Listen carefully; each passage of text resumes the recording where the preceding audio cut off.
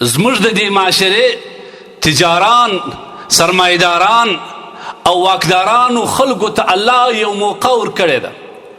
آیا موږ کولی شو چې خدای سره سودا وکړو، د الله سره نن تجارت وکړو؟ په دغه مبارکه میاشت کې، د دې روژې په میاشت کې موږ د الله سره تجارت وکړو. څوک دا کولی شي؟ څوک په دې تجارت ته تیار دی؟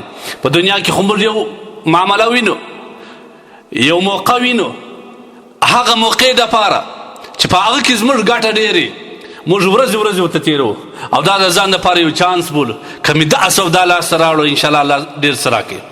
دغه د روژې په میاشت کې د خدای سره څوک تجارت کوي؟ دا در ټولو عظیم غټ چانس دی. دا د دنیا د عربو د میلیاردونو نه هم زیات ارزښتناکه چانس دی. څوک شته چې د خدای سره نن سودا وکړي؟ خاص کر زه خپلو تجارانو ورونو ته وایم چې الله یو څه درکړی دی، الله په یو څه نازولی، بخل مه کوه، بخل مه کوه، نوم د الله سره سودا وکړه. شیطان خو به تا ته دا وایي چې یا پام کوه یو ورپې د لاسه ونه باسې، داسې نه مسکین سي اولادو ته به دې څه پاتېږي؟ نفس. ځکه قرآن وایي شیطان تاسو ته وعدې د فقر درکوي، که چیرې د څه ووتې نو فقیر سوې، غریب سوې، لیکن الله پاک جل جلاله وایي نه، زه تا غني کوم. هغه سودا د خدای سره دا ده چې په دې روژه کې د الله و مخلوق ته یو روژه مات ورکړه. دا ډېره غټه خبره ده. حدیث کې راځي نبی کریم صلی الله تعالی علیه وسلم فرمایي چا چې د روژې په مبارکه میاشت کې یو روژاتي در لاس ونیوی کور ته یې بوتله، یا یوه خرما یې ورکړله، یا یوه روژاتي ته یې روژه مات ورکړي، الله تبارک و تعالی د دې سودا په بدل کې دته څه شي ورکوي؟ اول شی دا دی الله پاک جل جلاله د ده مغفرت اعلانوي چې دا کس نور ما بخښلی دی، څونه ګناهونه موږ کړی دی، څونه نافرماني مې کړې دي. نن په یوه روژه مات باندې دغه ټول موږ د الله تبارک و تعالی جل جلاله څخه مغفرت غوښتلی شو، او په دې یوه روژه مات باندې الله زموږ بخښنه کوي. څوک شته؟ دویم سودا کې، په دې سودا کې د الله د لورې بل شی دا ورکول کېږي. الله وایي زه تا د جهنم د اور نه آزادوم، وعتق رقبته من النار.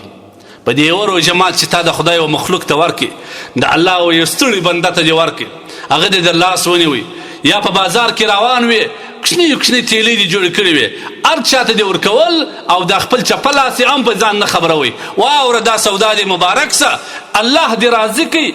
خدای تبارک و تعالی په عوض کې تا ته څه شی درکوي؟ په عوض کې ستا د مغفرت اعلان کوي، ستا د جهنم څخه د ازادۍ اعلان کوي، او د هغه روژاتي چې د روژې څومره اجر دی الله تبارک و تعالی په تا پسې لیکي.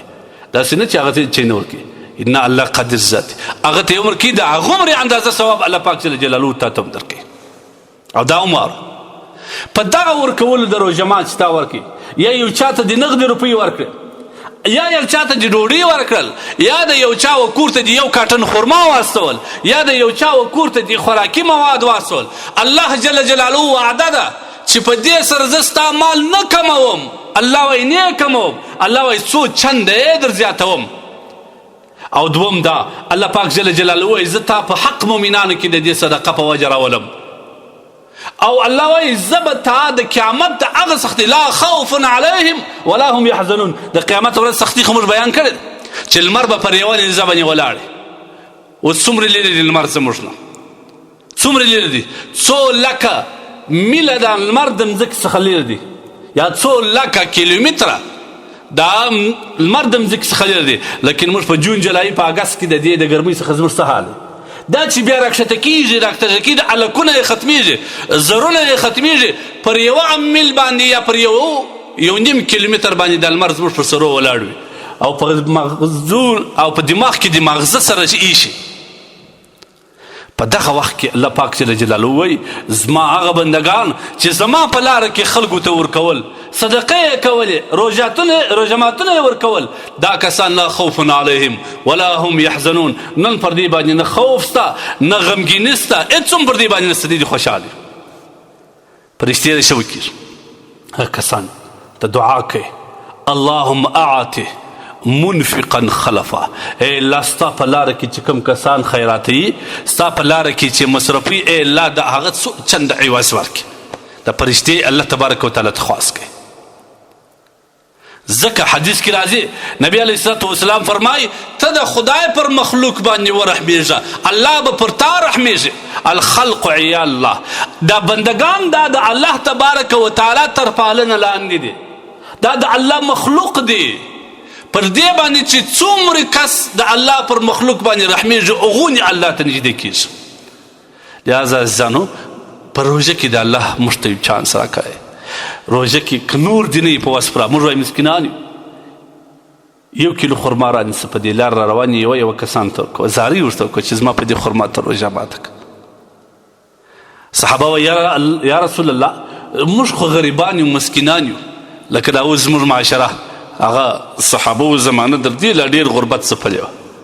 وایي په موږ کې یو دومره توان نه لرو چې پوره د یو کس موړ کړو. د الله رسول د صحابو دا مینې ته وکتل چې څومره و دې سودا ته لیوال سول، مینوال سول. د الله رسول وایي دغه ثواب الله هغه چا ته عمر کوي چې چا د الله په لار کې روژاتي ته یوه خرما ورکړه. یوه خرما چې چا روژاتي ته ورکړه، یا په خرما قدرت نه درلود یو ګیلاس اوبه یې ورته ونیولې، یا یو ګیلاس شیدې و مستي و شتنبې یې ورته ونیولې، دا ثواب الله هغه ته ورکوي. کم ثواب؟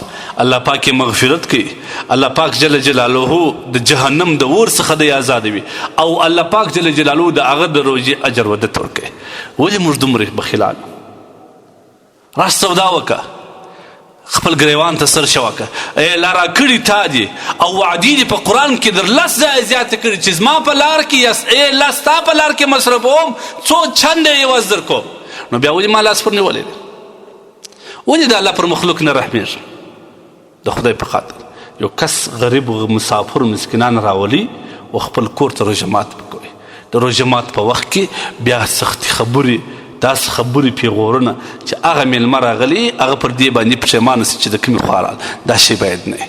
که سودا کوې نو دا سودا کوې په ورین تندي به کوې، په خوشحاله زړه به کوې. د هغه مسافر روژه چې ستا په کور کې روژه ماتوي د هغه احسان به پر ځان بولې، د ځان احسان به پر هغه باندې نه اچوې.